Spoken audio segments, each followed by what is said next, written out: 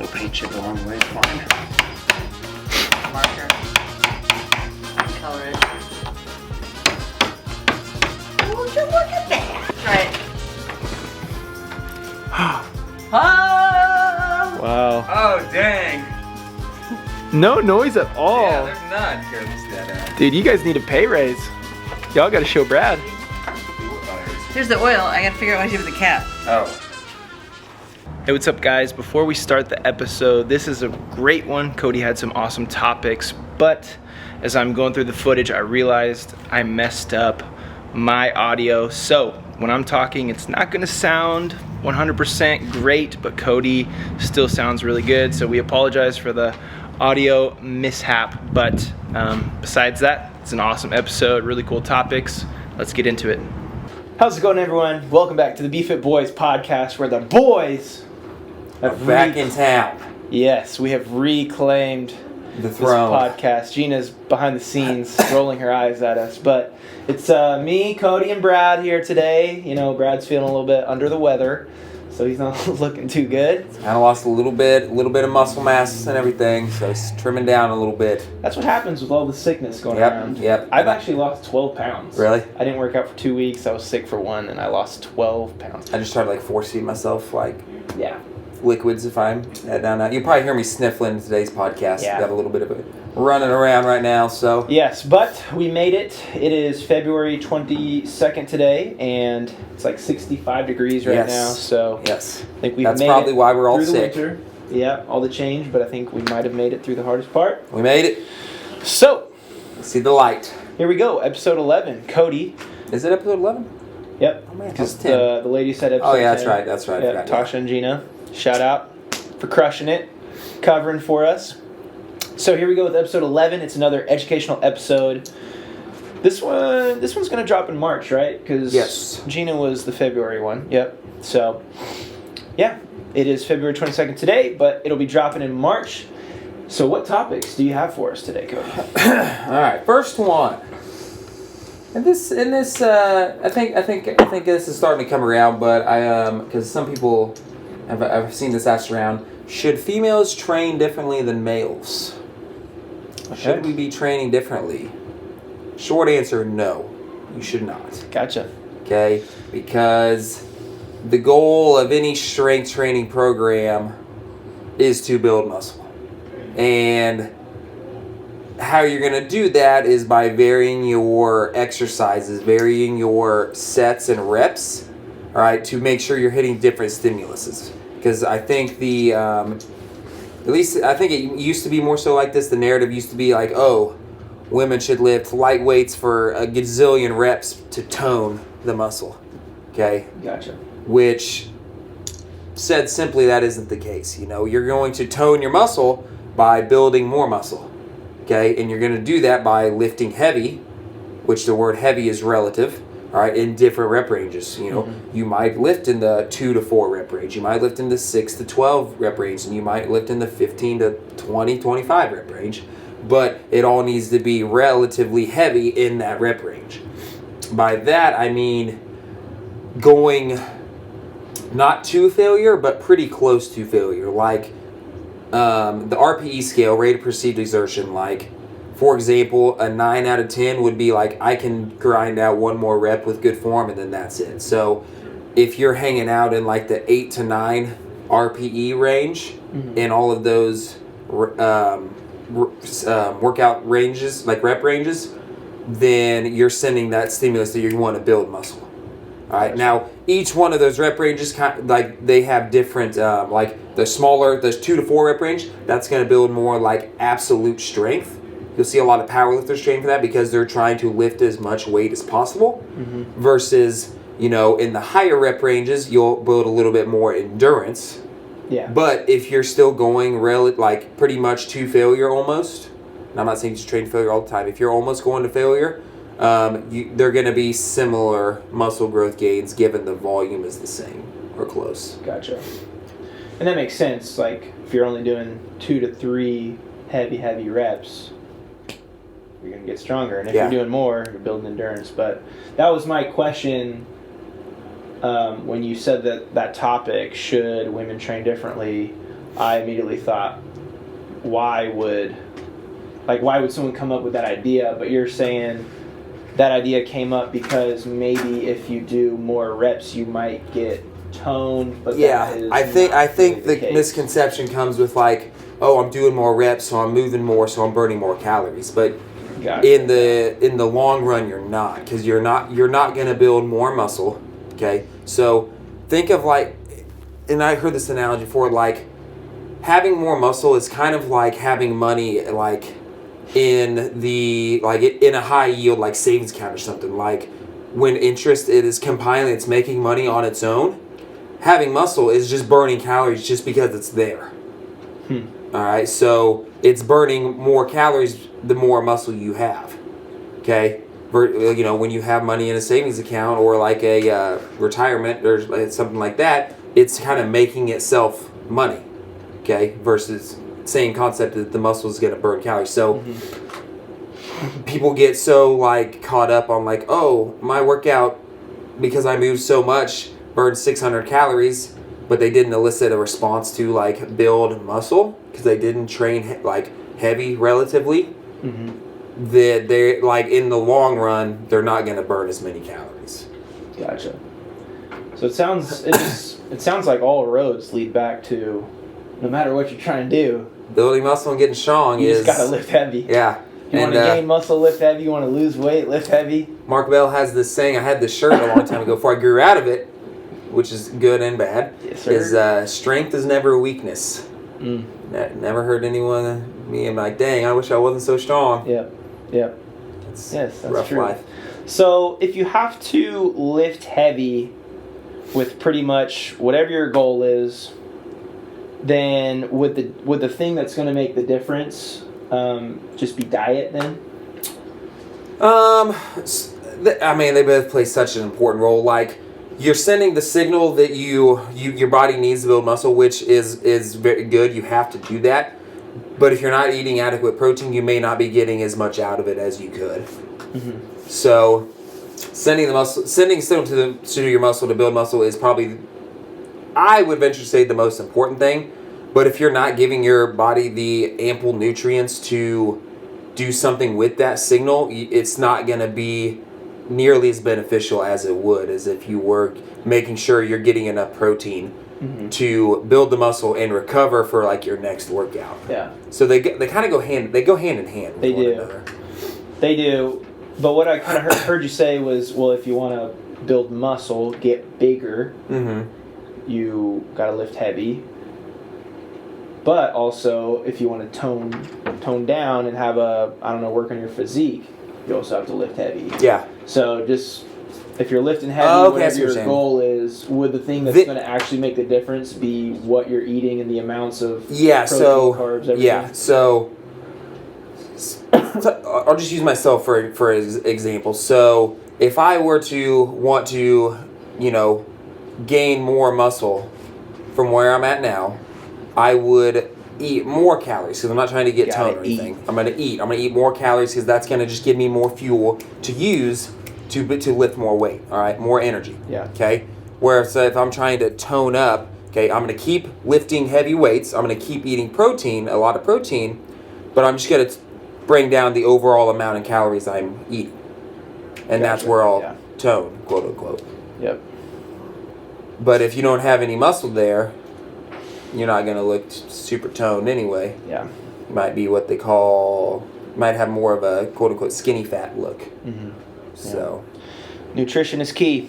Hate to say it, guys. Both of them are key. They are equally important. Lift heavy. Eat protein. Eat a lot or eat a little. Yeah. But always lift heavy.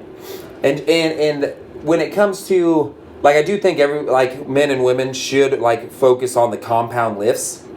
And obviously, I know the trainings, women might want to, traditionally, women, I would say, want to work on their growing their like butt and stuff like that. Okay, when something I would say to that is like, okay, maybe instead of a certain exercise, maybe instead of a squat or not a squat. I don't even squat or deadlift because those two are going to work. But maybe you replace another leg extension exercise, something that's going to work the quads, and you do hip thrusts, something like that. But all of the principles are the same. It's just maybe the exercise choice might change slightly, but that's not your main lifts. I think majority, if not everybody's main lift, should still be some type of squat variation, some type of deadlift or pulling, hinging variation, a vertical press, a vertical press, horizontal press, vertical row, horizontal row. Like if you're hitting like the main movements of the body, obviously other stuff sprinkled in like that, that's gonna set you up pretty well. Yeah. People try to overcomplicate things and it makes things hard on everybody. Yep.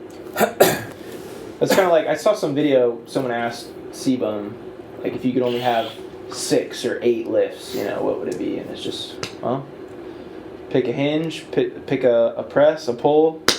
Yeah. That's about all you need. It's about all you need. Back to basics. Yeah. Yep. So I think we covered that topic pretty well. I guess we can touch on this because it's kind of along the lines of kind of what we're talking about. Being your recovery is just as important. It's pretty much just as important as your workout. Okay. Because when you're not working out, that's when your body is trying to. You sent the signal that we talked about to build muscle. Okay, we sent that signal. Yep. Okay, now if you don't get adequate rest and allow your body to repair, you don't have those nutrients, you don't give your body the nutrients, the time to just kind of relax and let your body absorb those nutrients and like rebuild. Again, it goes back to you're not getting as much out of it as you can. All right, and I know there are certain circumstances to where you can't, but that's not going to be every day, and we'll talk about that in our next topic. But I think people focus so much on the workout that they forget about probably the next most important thing when it comes to that is the recovery and how you're going to recover and rebuild for that next session. Okay, because if you're just hammering yourself Monday, you go, you do something super stressful in the afternoon, you don't sleep very well that night, and you go and hammer yourself Tuesday, okay, one, you didn't give yourself enough time to recover from Monday. Tuesday, you just hammered yourself even more, okay, so either then option A, you're going to just feel like crap on Wednesday, you're not going to work out at all, maybe for a couple days, or you're going to try and hammer yourself even more, and your body's just going to just be in such a stressed out state that it's just recovering enough to like survive. Yeah. Okay, it's like not like survive like you're dying, but like to function. It's not you're not giving it adequate recovery and nutrients to, like you said, rebuild and reap the reward of lifting the weights and working out. Yeah, you're depleted. You're just out of fuel. Yeah, and I think that's we might have touched on this last time we were on the podcast. Working out is one of those things. It might be the only thing that I can think of to where just more isn't always better. Everything else in life, okay, job, like school, like a lot of times, the harder you work, the more reward you get in return. Yeah. Okay. The more hours you work at a job, the more you get paid. Yeah.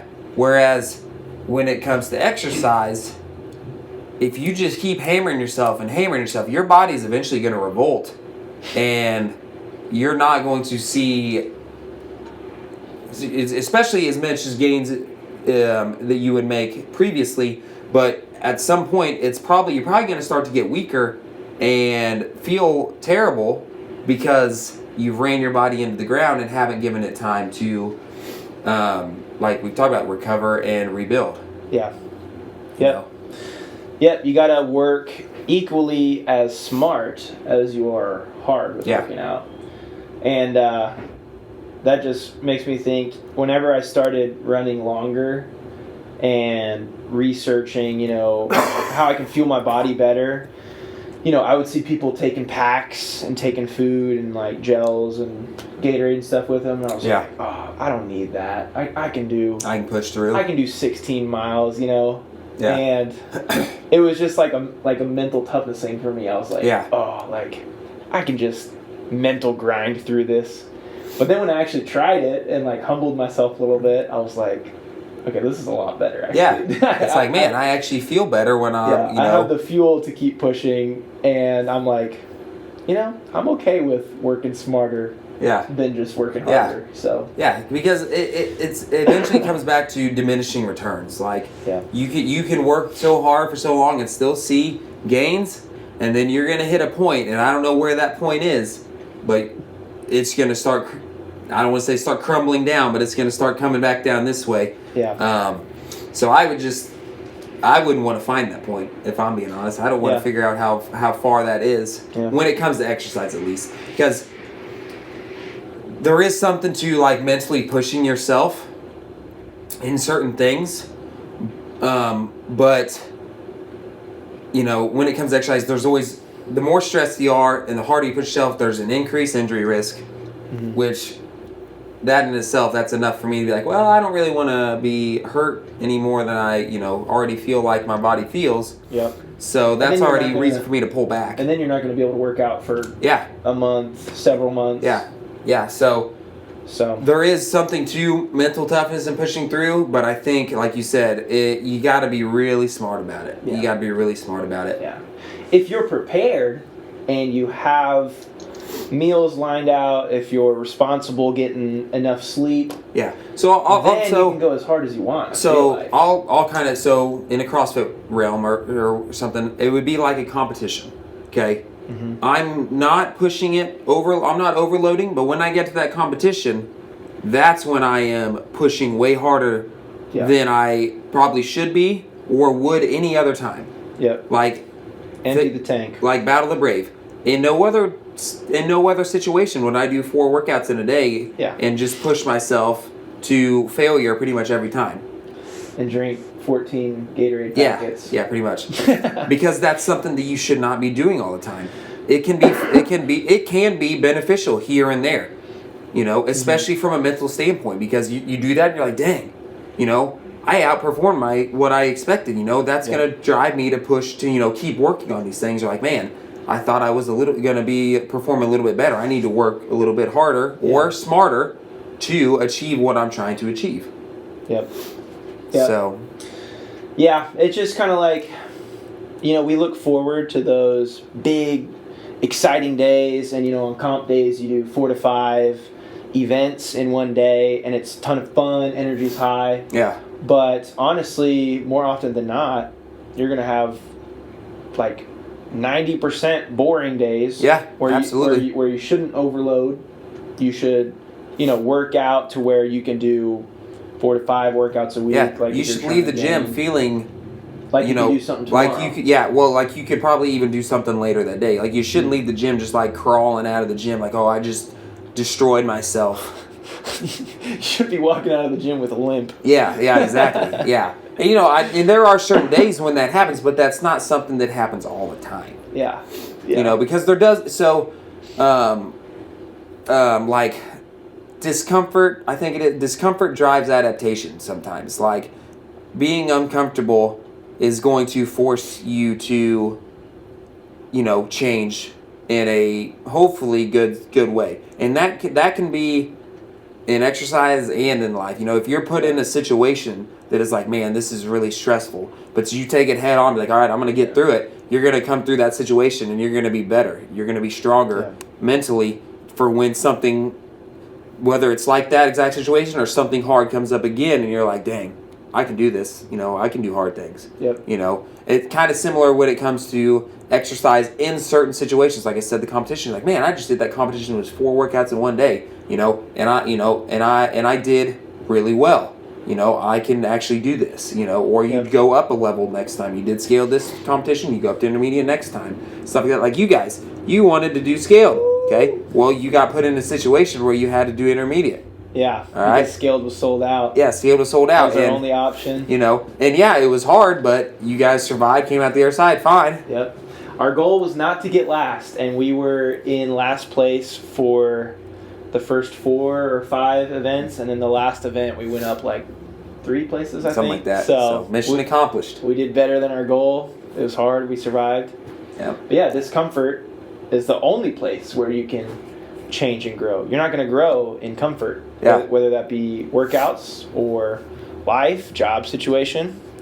So it can be easy to be like, I'm tired, this stinks. But if you look at it as, hey, I'm just like, I'm in pain right now. I'm very uncomfortable, but that's the only place where change can happen. So I'm grateful to be here. Yeah. And so when it comes to like exercising, that, you know, when you're tired and uncomfortable, that's in that RPE 8 to 9 range. Like, oh, this really hurts. Like, this is hard to grind through, but I'm going to grind through it, and I'm going to get to that point where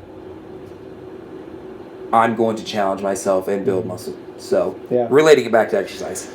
But I'll say exercise and the gym and working out is probably one of the best things that relates to real life, because it teaches you you have to work to get a certain goal, and you have to push through and like better yourself. You know, and so I don't know. I just think the gym relates so much to like real life. Yep, it's a good analogy for sure. So, and it just complements life, because if I come in the morning, then that's working out is probably going to be the hardest thing that I do that day. Yeah. So I'm like, well, I already got the hardest thing knocked out. And if I did the hardest thing, then I can do all these things that aren't quite as hard. Yeah, and I just had a conversation with a kind of similar, kind of not related a little bit. I had it with a client this morning, and she had said, you know, there's some guy online or something said, you know, if you get up and eat 30 grams of protein, or do 30 minutes of fasted cardio and do 30 minutes and have 30 grams of protein the first thing in the morning, you know, all his clients, their body fat just melts off or something like that. I'm like, okay. So then I posed the question. I was like, okay, so what if I do 30 minutes of cardio later in the day and I eat 30 grams of protein later in the day? Do those same results not happen? And so I was like, I don't think it's the 30 minutes of fasted cardio. It's not the 30 grams of protein. It is the mindset that those people are in after they work out and eat protein first thing in the morning. It's their mindset and how they feel. Because we all know a lot of times after working out, you feel better. You got those endorphins going. Okay, you start your day off with something quote unquote healthy. All right, you start your day off making healthy choices, making choices that are going to make you feel better. Okay, and so you feel better in the morning, and then as you go throughout your day, you're like, man, you're probably going to be less likely to make unhealthy food choices. And, you know, you're going to be more likely to, like, man, I should probably get up and move around a little bit. I'm kind of getting a little stiff, versus just sitting in a desk for 4 hours straight. I think that choosing to do those things first thing in the morning sets you up for success the rest of your day. Yeah. And that's no knock against people that don't work out in the afternoon. They work out in the afternoon. I mean, you're obviously committed to working out, so that's the first step. Yeah. But I think there is something to starting your day off on the right foot sets you up for the rest of your day. Yeah. Momentum is so powerful. Yeah. I feel like if I miss one day, then I'm just going to eat fried food. I'm like, well, this day's a waste. This day's not perfect, so I might as well just absolutely ruin it. Yeah. And I think a lot of people get in that mindset where, you know, it just snowballs. Like you starts rolling down the hill, and it just starts to just get bigger and bigger and stuff like that. And momentum one way or another. Yeah, and I think that's where, you know, and obviously you and I probably both fall short in that situation sometimes too, but I think people just got to realize, like, oh, this one thing, you know, you made this one decision that maybe not be as healthy. But you got to realize, like, oh man, I made that one decision, you know, I can make the decision to not make that decision next time, or I can make the decision to eat better the rest of the day. Or I can make the decision, okay, I missed the gym today, I'll make the decision to go tomorrow, first thing. You know, that just empowering people to be like, hey, you have control, you can do this. Like, just do what you can to set yourself up for the most success possible. Yeah. And going back to, you know, you talked about working out in the morning, how you prefer that. I have heard arguments, though, that working out in the evening can be better for you because your systems are probably awake. You've eaten all day, so you have protein and carbs in you, nutrients and everything. I prefer working out in the morning as well, but I have heard that. There are, like, I don't know if there's much research on it, but a lot of anecdotal stuff is like people feel stronger in the afternoon. Yeah. Probably because they've got food. Probably, yeah. I mean, you could also, but you know, if you're going to work out first thing in the morning, you could load up the night before and have that food's still going to be in your system and everything. And carbs take 24 to 48 hours to be converted into glycogen or something. I think it's a little bit quicker than that, but like sugar and stuff gets used like rapidly. That's why people get like a sugar crash. Like if they eat some candy, like they're really high for a second, and there's like they come down. Yeah. But as long as you're getting enough calories, your body's gonna have enough fuel in the system. Yeah. But yeah, I think some of that can just be maybe they're not awake. Your body's not fully awake at the time. Yeah. But also, I kind of like that feeling because like you just wake up, you're kind of still in a haze, you're vulnerable, and then I come to the gym and I'm just. Gets those primal instincts going, just first thing, like you got to defend yourself almost. But I think probably the best time for someone to work out is the time that they're going to be most consistent. Someone doesn't need to change their schedule to be like, oh man, science says I'm going to lift 10 pounds more in the afternoon. All right. Yeah. You need to go to the gym when you're going to be able to go to the gym and be consistent at the gym. Yeah. So I think that's the most important thing. Yeah. You know what I just thought of? What? We need to make like a BFIT, like what's it called? When everyone hops on a song and they all have a little verse. Karaoke? Oh, or what? I don't know, just like a little rap track. Because I was like, ooh, that's a bar, and I was like, oh, what if Brad had a verse, Gina had a verse on a song. We created a mixtape. Yeah, the BFIT mixtape. Give us a like if you want to see if you want to hear the BFIT mixtape. We can make it happen. Oh man. Anyways. All right. What was that topic? Rest. That one was rest. Yeah. Rest is just as important as your workout. As a workout. Number 3. Cody. All right. Topic 3. This came from a member that was asking about this because I think she is in this field with her work and everything. So it was tips on staying healthy, food and fitness wise, with schedules that are not ideal. And so I assume that is like police and dispatch, fire, nurses, stuff like that. Like sleep tips, workout tips, hydration.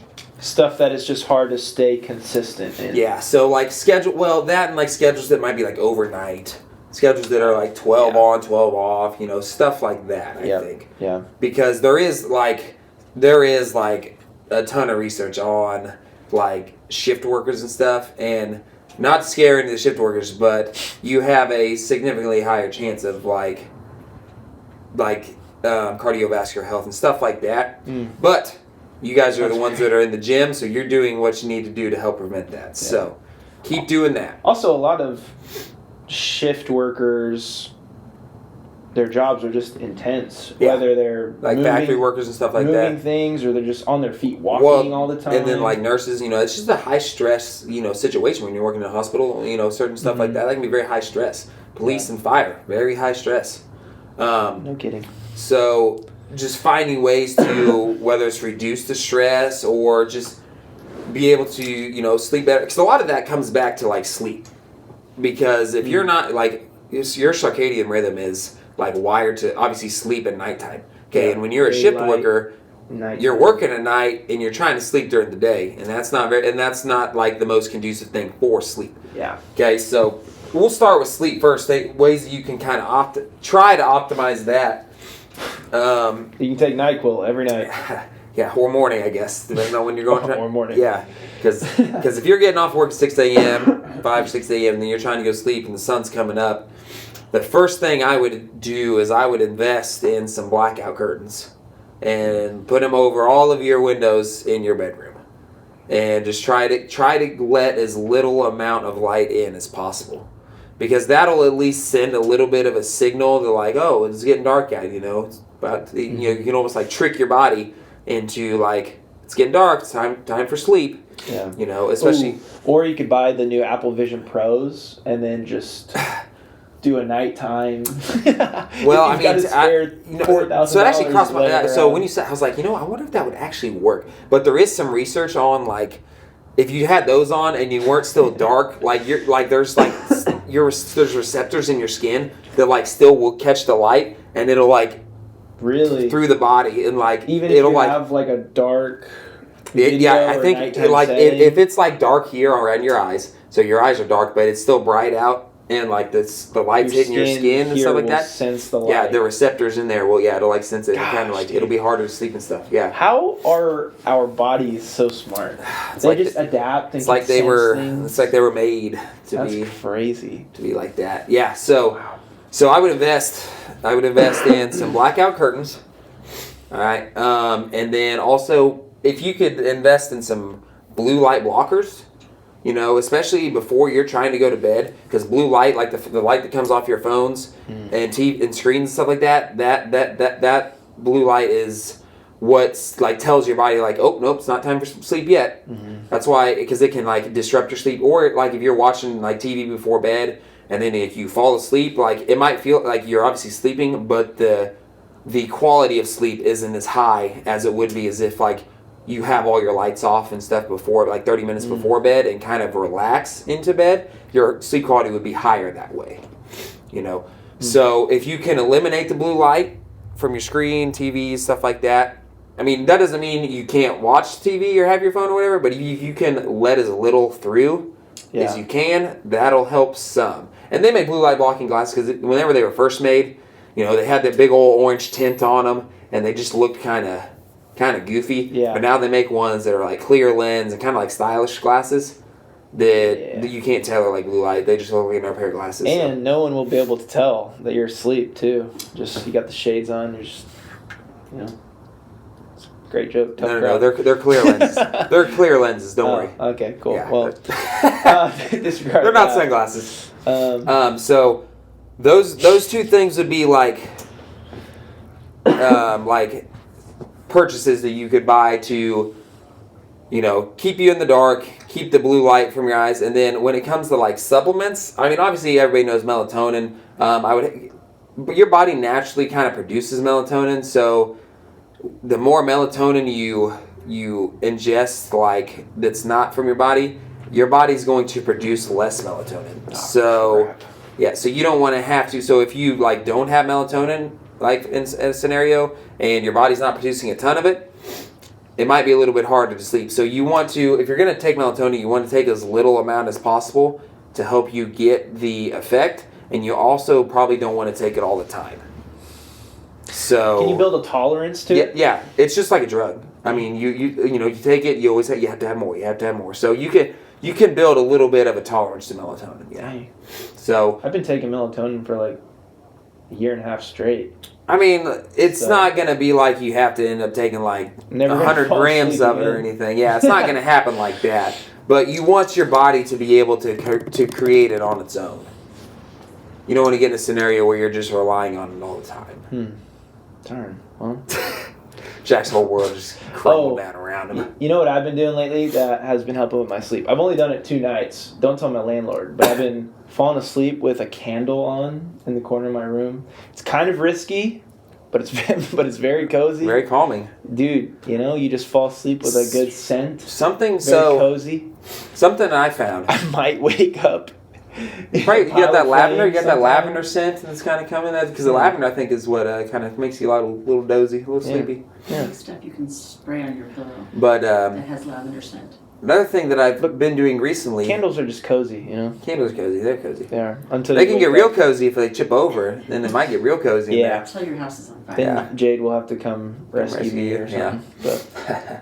But another thing I've been doing lately that helped my sleep. So it happened whenever, because I always sleep with the fan on. So you got a fan that's like making a noise. Okay. That's an essential. So when I had my sinus infection, it was super dry. So I didn't want to have my fan on. So I listened to brown noise on my phone.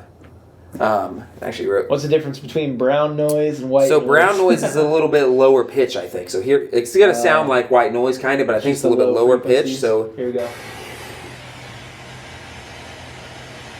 Everybody feel nice and relaxed now? Everybody ready to go sleep?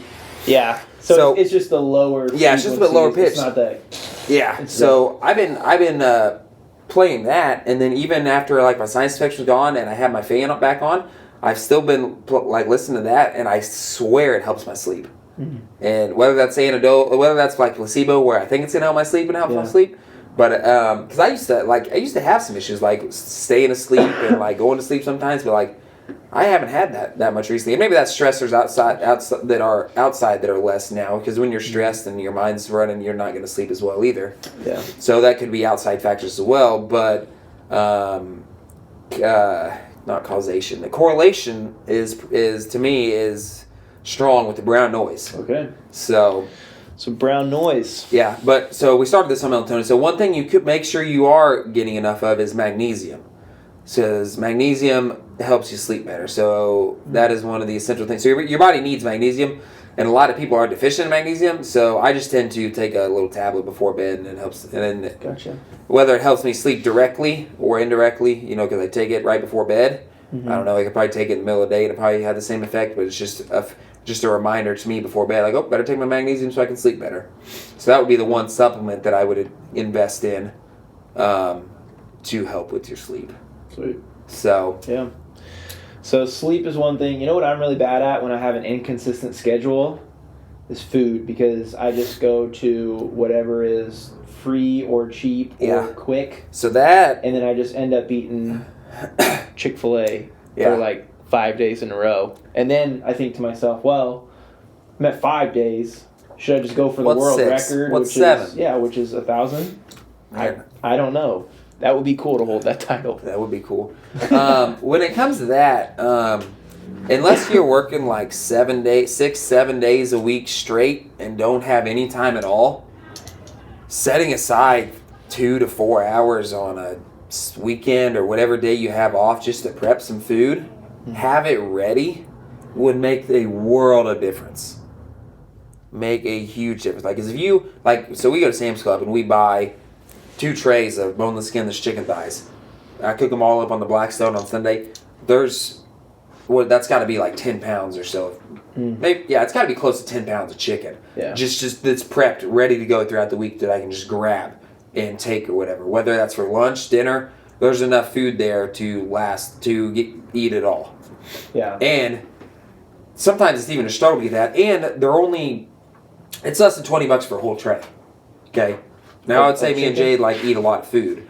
And so most people probably don't eat as much as we do. So you probably don't need as much as we would grab. But it's $20 for, it's like over 5 pounds of chicken. Yeah.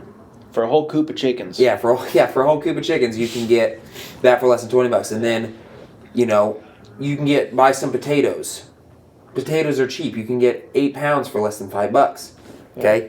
Cut those up into wedges, either air fry. We air fry them, or you could throw them in the oven, or you could bake them, or whatever. Have 4 or 5 baked potatoes ready to go, or baked sweet potatoes, whatever you like.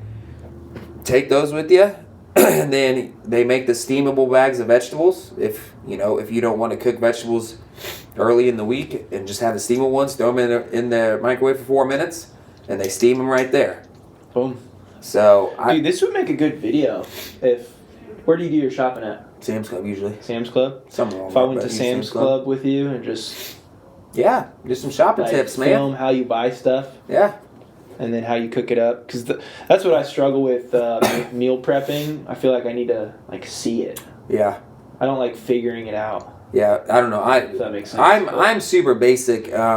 Thankfully, Jade's not, and so she'll last week we made a honey teriyaki sauce to glaze our chicken with or something like that. Yeah. So we marinated it, and then I just grilled them all in the Blackstone, and then she made a sauce, and that was good to go. So I mean, heck yeah. And if you don't like potatoes, buy some rice. You can buy a 20-pound bag of rice. 20 pounds will last you 6 months or more, I bet. Dang. All right, you can buy a 20-pound bag of rice for $20 at Sam's Club. Yeah. You're gonna be eating for 10 cents a serving there.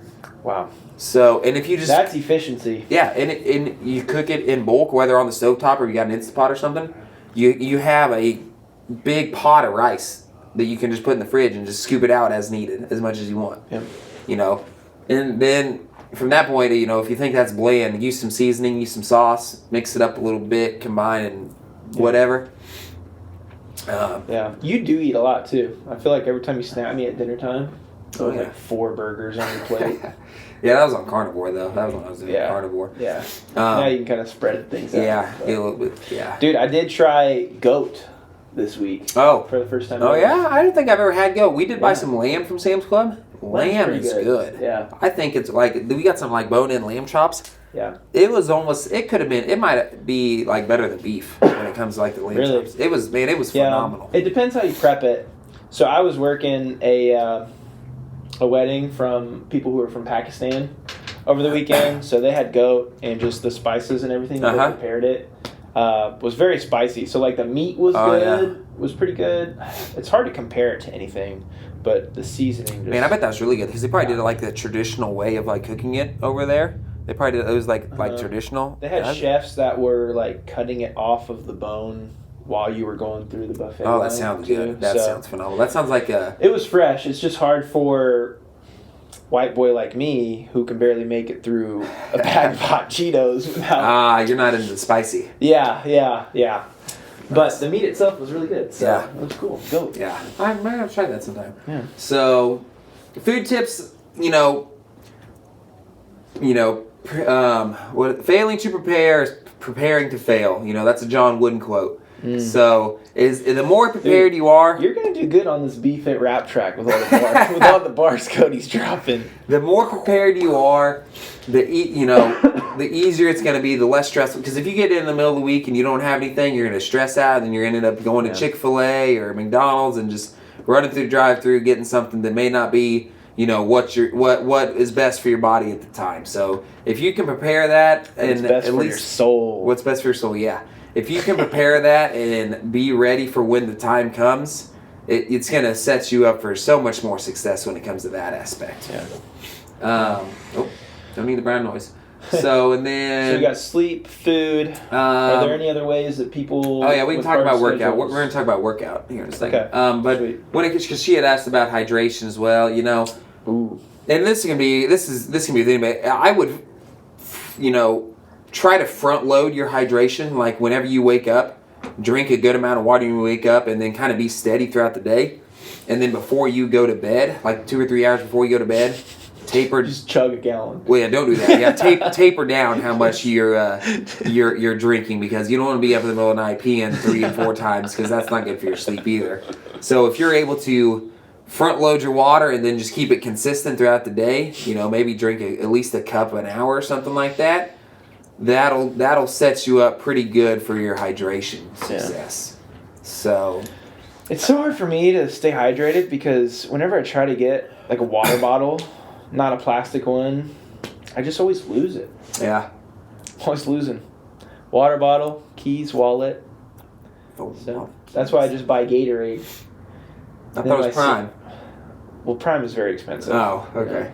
Gatorade at least has carbs in there, so Yeah. I'm getting carbs while I'm getting salt and some stuff. No, Prime's not going to sponsor our podcast, so. Yeah, sadly. Yeah. But Patrick Mahomes is a signed Prime athlete now. So he's got 2 new flavors coming out that I'm excited for. He put them on there. Yeah. They made them just for him. He put them on his Facebook story or something, but they're not out yet. So it's always fun hunting down. Yeah, it'd be sweet if like a big name like Ghost energy drinks. Man, if they sponsor us, we get some free Ghost. That'd be freaking sweet. Yeah, that would be. That would be. So workout tips when it comes to the shift workers. Okay, and so I talked to one of the guys here that is he's a firefighter, and I would consider him a very high level, CrossFit athlete.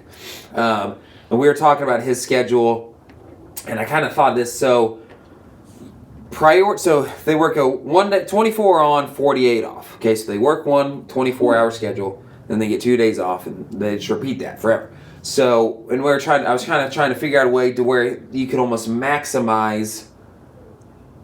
the most out of your workouts when you have the most energy. Okay, so let's say day 1 you're working on shift. Okay, I would probably, because Jade's probably right too. I tell her to take that day off. Okay. And then the day after you're on shift, because a lot of times they'll get calls in the middle of the night, have to go out, medical calls, or sometimes, get put out a fire or something. Make that day after you get off work, a lower intensity day. Okay, because you can focus on some strength work, because a lot of times strength is less affected by lack of sleep than like a high intensity like conditioning thing.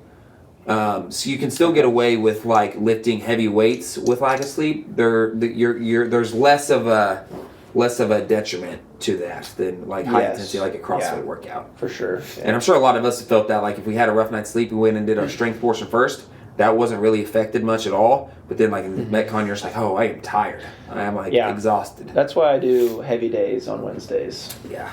Just tired on Tuesdays after Tuesdays. Yeah, I don't know. I can get away with it. Yeah. So then you got your work day, no workout. The day after your work day, lower intensity workout, and then the next day when after you slept at home and you got a good night's sleep, hopefully You've recovered. a little bit. That's your higher intensity day. That's when you can do your strength, you can do your conditioning, and go a little bit harder on those days when you've given yourself time to recover. All right, fueled yourself, slept good, and then you're ready to go. Yeah. All right, so go hard on that day. If you plan out, go hard on the day, whereas like the day before wasn't as stressful, and you got good sleep, and then you can just repeat that cycle. Gotcha. But one thing I also said is like, if there's someone that that is a firefighter that has the capability to work out on the shift or whatever, yeah, maybe you could do some strength work while you're there, because you got to think, the day before they go into work, they slept at home, so they potentially slept pretty good that night, so they could do like maybe some strength work at the gym, something that's not going to be super strenuous, and then the next day after they get off shift, maybe they rest that day. Or super low intensity, because if you start working out every day, you're just going to keep stressing your body. I think you need to have at least a day off in there. Yeah. Especially with a high intensity job like that, you need to focus a little bit more on your recovery. Yeah. So that's just in like the firefighting realm. You need to treat your rest just like your workout.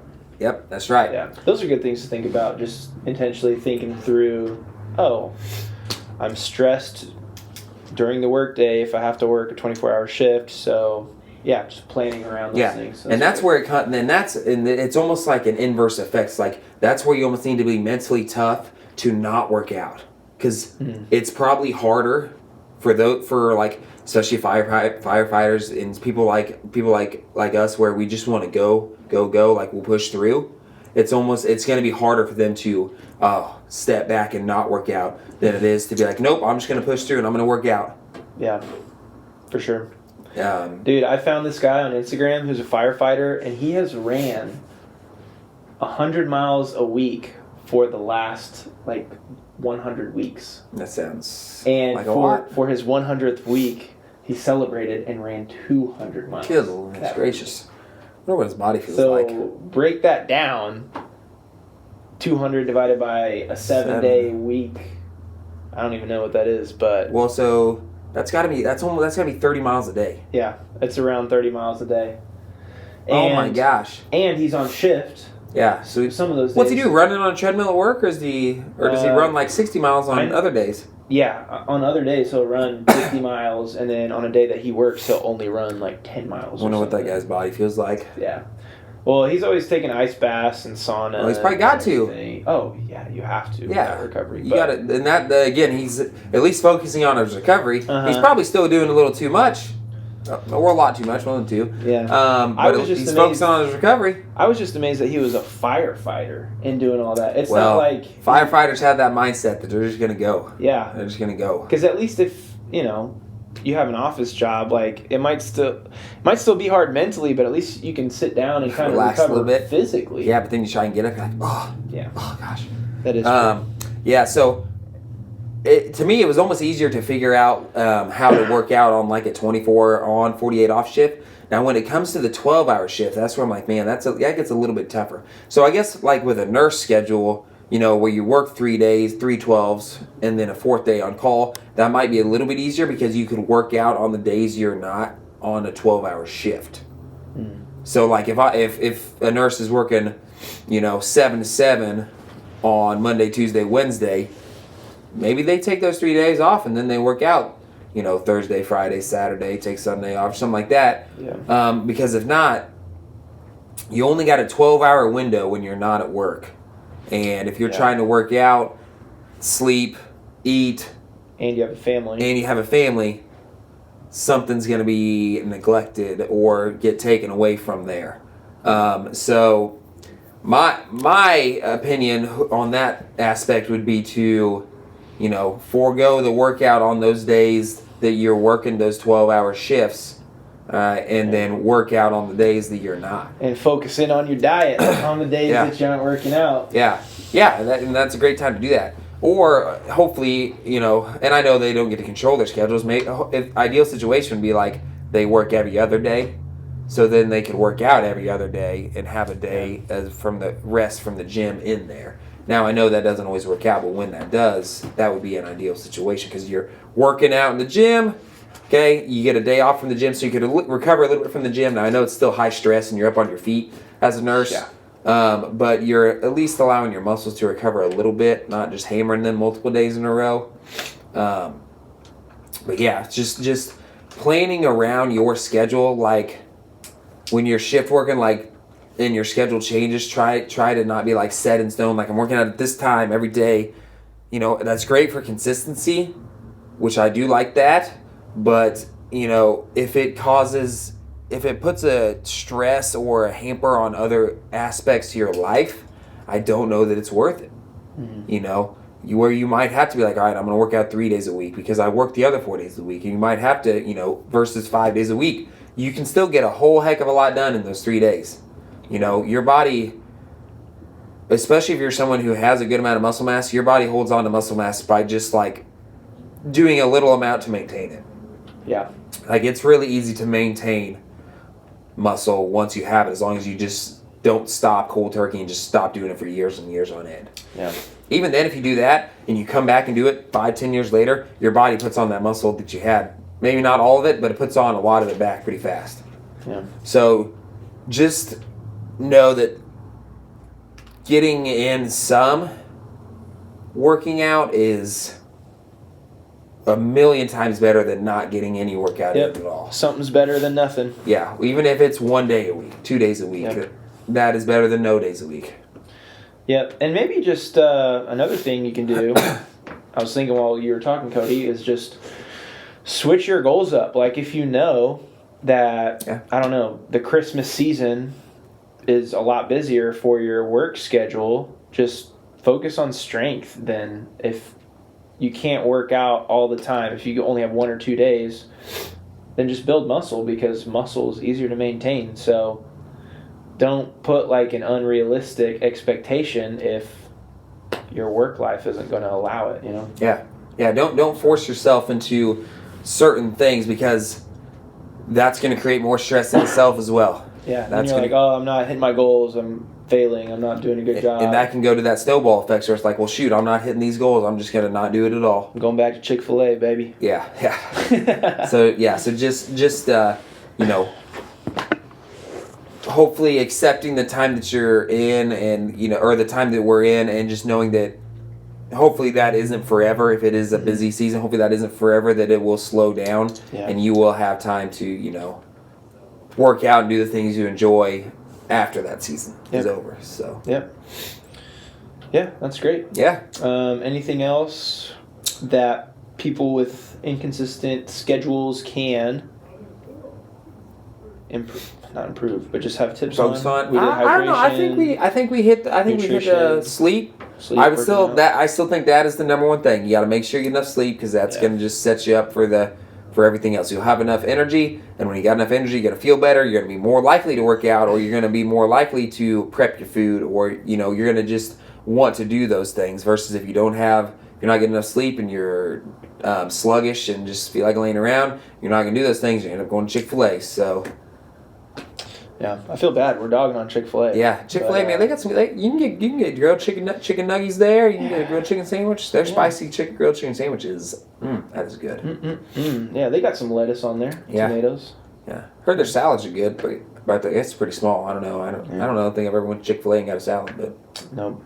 I had a shake yesterday because I had to run 10 miles that night. Because it was 60-some degrees, and you're like, man, I feel like a shake. Yeah, I was like, well, I'll burn it off. Yeah, All right, we got like 5 to 10 minutes left before staff meeting. Anything else? No, I think we hit that pretty well. Just keep like sending in, whether you ask me or, you know, message the BFIT, either Facebook or Instagram. Just like send, if you have questions, just send it out to us. That just gives us more stuff to talk about while we're on the podcast. Yep. We're always looking for things that our members are interested in. So yeah, let us know. And if you haven't, you know, whatever platform you're listening on, subscribe to it. Whether it's Apple Podcasts or YouTube, subscribe to it. Give it a thumbs up on YouTube, and then, you know, leave a review or comment. That just helps us out. It just gets the channel more exposure, so more people can listen in and get the goods that we're providing. Yes, for sure. So I think this is dropping within the first week or two of March. So the Open will still be going on, right? The Open will just be starting. March 1st is the Open. It'll just be starting. So good luck on the Open to everyone who is competing in it. We hope you hit your goals and go a little above and beyond if that's possible for you. So yeah, we'll do a little debrief of the Open on the start off the next podcast. We're going to talk about the Open, stuff we liked, stuff we didn't like, and stuff like that. For sure. It's always fun just finding out what the workouts are that day. You're like, oh, what's it going to be? Oh, yeah. Hopefully it's something I'm good at. Hopefully it's not toes to bar or double unders. Well, those are the two movements that have been in every Open, so. Yeah, well, all right, I'm screwed. All right, thank y'all for listening to episode 11 of the BFIT Boys podcast. As always, we love talking about fitness and how to help our members and our coaches and everyone at BFIT improve in their fitness journey. We all need encouragement, reminders. So, yeah, this is great. Thanks for listening, everyone.